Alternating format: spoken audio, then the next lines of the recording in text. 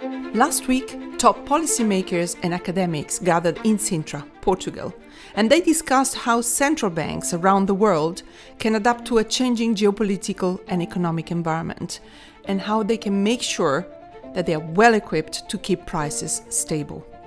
We used the opportunity and we took your questions and sent the podcast team on a mission around the conference venue to find the best experts to answer them. You're listening to the ECB podcast, bringing you insights into the world of economics and central banking. My name is Stefania Secola. In this last episode of our special Sintra series from the ECB Forum on central banking, we will answer your questions on tariffs, inflation, the economy, and artificial intelligence. Before we kick it off, just a quick reminder. We always want to hear from you, our listeners. What is that you like or don't like about the podcast? What is your favorite episode? Which topics would you like to hear more about? Let us know in the comments below or send a message to the ECB Instagram account and help us shape the podcast going forward. And don't forget to subscribe, of course. Now, let's jump into it. The first question comes from Alessandro in Italy, and it's about the impact of defense spending. Let's hear from him. Hi, I'm Alessandro Sardo. I'm from Italy. And my question is, considering the recent geopolitical situation that the United States is urging the European Union and its members to increase the defense spending. And I'd like to know what the European Central Bank's view is on this, because it could affect other focuses like maybe green energy and digital infrastructure. That's a very timely question, given that NATO countries have just agreed to boost defense spending to 5% of GDP. Before we get to the ECB perspective, let's zoom out a bit and take a look at the second part of your question. The podcast team spoke to Beata Jaworczyk, who's the chief economist of the European Bank for Reconstruction and Development. Let's hear what she had to say. Security in Europe will not be achieved just by buying more weapons and increasing the size of armies. What is also needed is energy security, and that means diversification of energy sources, including massive investment in renewables. Europe also needs to be resilient to cyber attacks, and that means investment in cybersecurity. Finally, Europe needs to have infrastructure that is able to withstand more and more frequently occurring weather shocks. And that means additional investment in ports, roads, and rails. Whether increased defense expenditure will crowd out investment in other areas, such as digital or green, and how investment in defense will impact economies more generally, will depend on the choices made by policymakers. And policymakers are facing three trade-offs here. First, they need to decide how much of the spending allocate into core defense versus other aspects of resilience, such as green or digital or infrastructure. Second, they need to decide how much spending they want to make in Europe versus buying the best available system. There is a trade-off here. And third, they need to decide between buying the best defense systems available today versus developing the systems of the future. And this trade-off is particularly important because developing the systems of the future means huge investment and R&D, and that's Europe's best chance of boosting its competitiveness. So the decisions made today will impact not only the ability of Europe to defend itself, but also its competitiveness in the decades to come. So there may be trade-offs, but there are also important overlaps that should not be overlooked. In the end, it depends on how governments decide to spend the resources that are being allocated to defense. Now, let's take a closer look at ECB's perspective. First off, we continuously assess and monitor the impact of rising government investment in defense and infrastructure on economic growth and inflation. For now, the assessment says that these investments could stimulate growth. On the other hand, they could also raise inflation over the medium term. And this is, of course, something that is very important for us. So that's certainly something to keep on our radar. Another aspect that we pay very close attention to is the impact on government finances. John Fell, who's a regular guest on our podcast and works on financial stability, spoke about this in the ECB podcast in May this year. So this is a great question. And the concern is that pressure to raise defence spending is coming at a time when there were already concerns about sovereign debt sustainability. And the pressure is also coming at a time when governments have many other structural challenges to tackle. So climate change, digitalization, aging populations. So coming on top of all of that, whether higher defence spending leads to strains on public finances very much depends on whether it supports growth or not. So very much something to keep on our radar. And there's more. At a recent discussion in Berlin, President Christine Lagarde pointed out that such additional spending would need a European perspective and shouldn't be just a series of national projects. Let's hear the President. There has to be enough commonality, enough coordination and strategic development selected together. Because otherwise we will end up with X design of tanks, drones, infrastructure that will not properly coordinate, for instance, in the energy grid, and as was the case in railroad. No, but I do have in my speech the reference to the fact that when there is an undeniable common good, economics would suggest that this common good be financed jointly by those who will ultimately benefit from the common good. And it's pretty obvious that defense comes as a priority. Alessandro, I hope this answers your question. And the next question comes from Sandrine from France. Hello, I have a question concerning the political situation with President Trump's threats of tariffs and so on.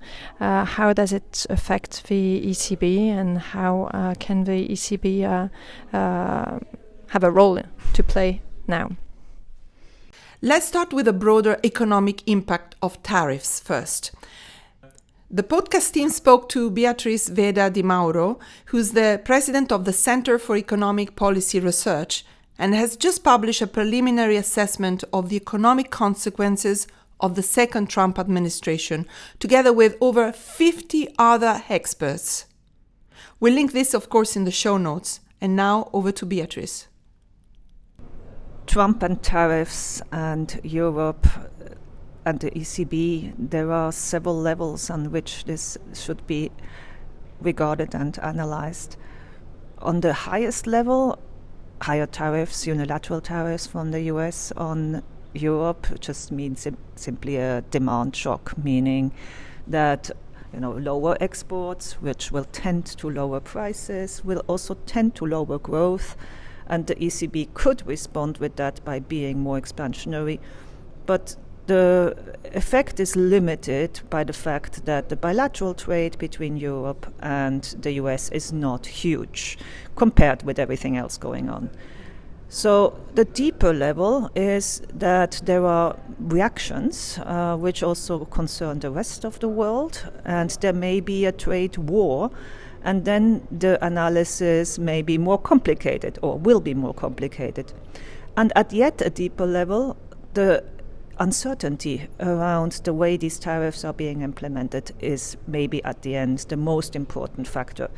There is a very large risk, and the risk can be in both sides, especially since they are being implemented in quite an erratic and unpredictable way. So it is a man-made shock which is constantly hitting, and there are maybe more coming. And so that's at that level, that's where it's most difficult, both for economic actors and for central banks to deal with this. It just means higher volatility. Prices can be higher or lower. And the ECB has just announced a new monetary policy strategy, which is supposed to help deal and also explain how they will deal if there are extreme deviations both to higher inflation and to lower inflation. That is because the present world and the future world, these kind of shocks will be more frequent and the uncertainty around them is higher. And then there is a last level which goes beyond trade. These shocks are not limited to trade, or put differently, what is now happening in the world economy may also have financial stability consequences. I'm not predicting another global financial crisis, but we still have the recent memory of how large the consequences of financial crisis can be. So there are several levels at which the ECB has to be very focused on what is coming out of the US right now. The impact of tariffs and the outcome of the negotiations between the EU and the US are of course high on our agenda, and we closely monitor their impact on the European economy and inflation. But as Beatrice said, exactly how this will play out remains to be seen. But there is also another aspect to it. We are not only focused on the risks and the challenges, but also on the opportunities. One of which is that it might be a chance to strengthen the role of the euro, as President Christine Lagarde laid out at our latest monetary policy press conference. And my conclusion is that there is an opportunity that is opening now in order to strengthen the role of the euro as an international currency, as to take it further towards possibly the international reserve currency of choice. But my conclusion is that it is not going to be granted to us. It should not be taken as a given, and it will require in particular that member states, the Commission, the European Council make very substantive decisions that will have to do with consolidating the economic and geopolitical role of Europe, that will simplify, streamline, and develop the role of the capital market union in particular, the saving and investment union, if you will, but particularly the capital market union. And we'll have to continue to sustain the effort of making Europe a place where the rule of law is respected, where a contract is a contract, so that there is certainty on the part of the investors, of the economic actors, that Europe is actually a reliable place of business.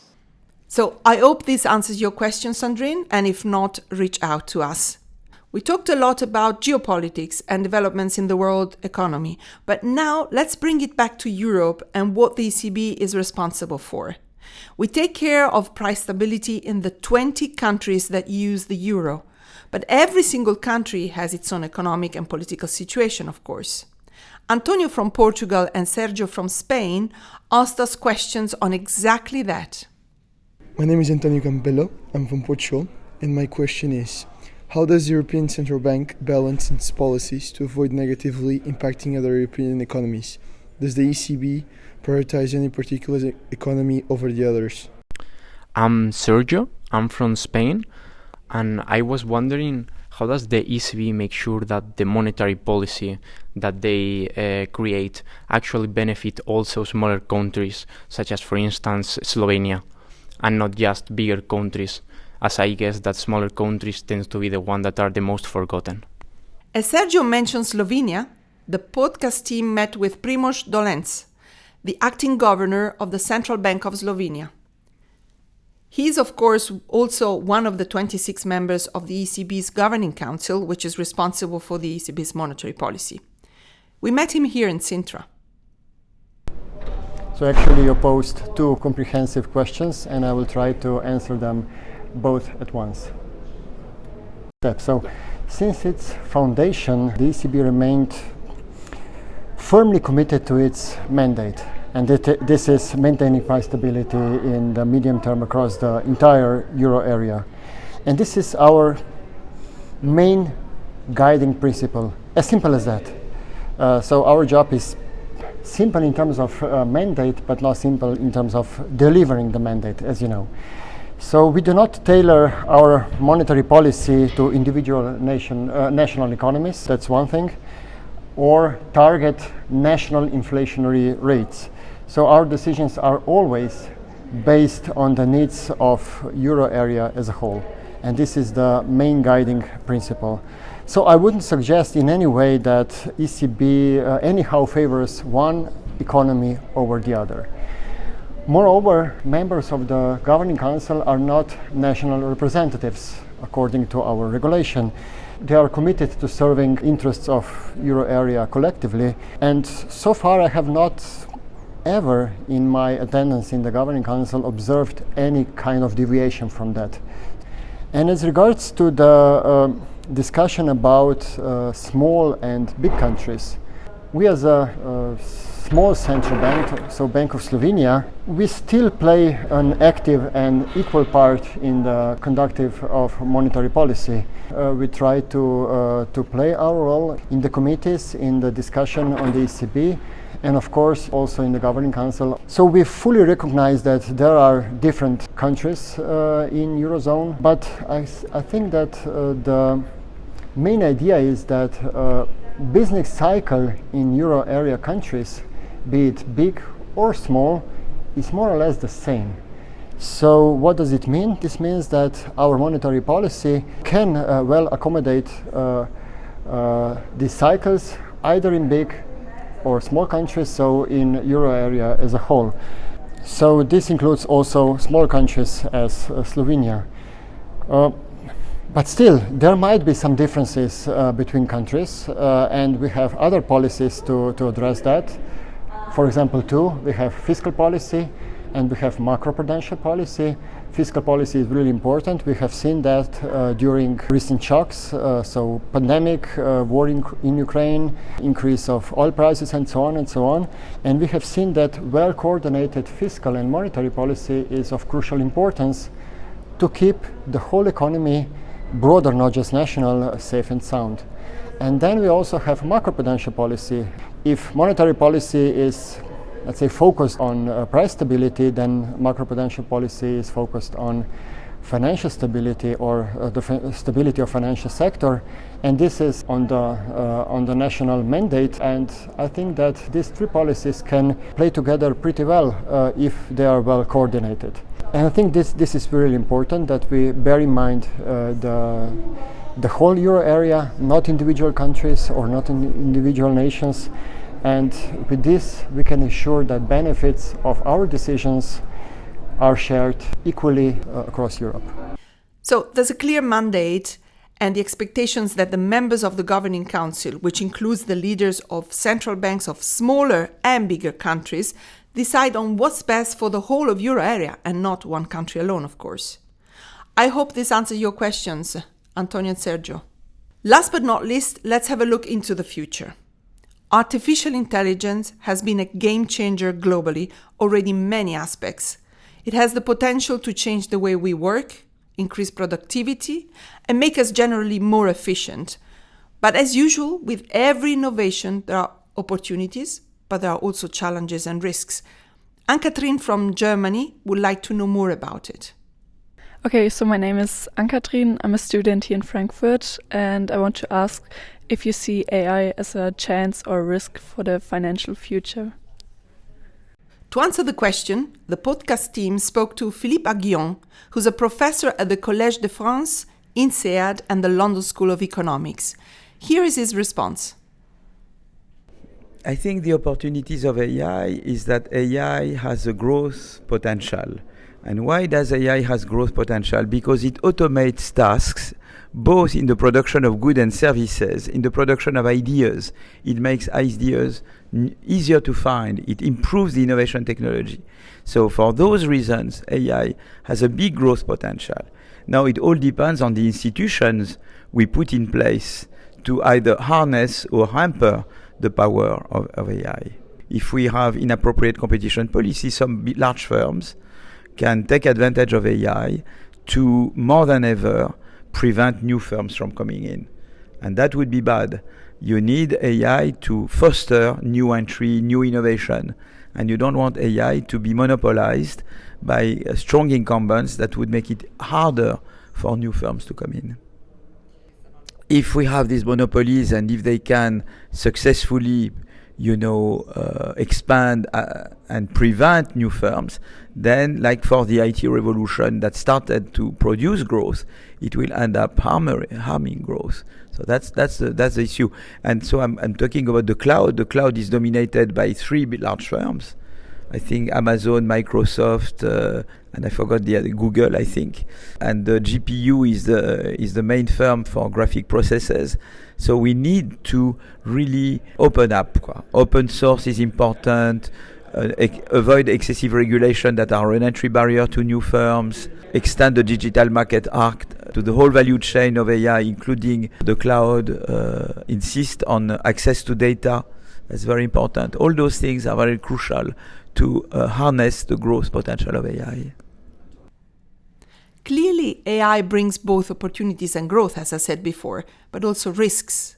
And education is crucial already from an early age, so that we can share the productivity benefits that AI can offer. Anne-Catherine, I hope this was the answer you were looking for. And if you'd like to know more, we publish a whole episode of the ECB podcast on AI and the economy in April 2025. We'll link it in the show notes. And this brings us to the end of this episode of the ECB podcast, and also to the end of our special series from the ECB Forum on Central Banking in Sintra, Portugal. To learn more about opportunities and challenges for the economy and how central banks can adapt to those challenges to keep prices stable, don't forget to listen in to the other 3 episodes, and of course check out the conference recording on YouTube. Thanks to all of you for submitting your questions and to our guest speakers for answering them. You've been listening to the ECB podcast with Stefania Secola. If you like what you've heard, please subscribe and leave us a review. And in the spirit of Europe, and since we are here in Sintra, Portugal, I like to end in Portuguese and say, até a próxima. Until next time, thanks for listening.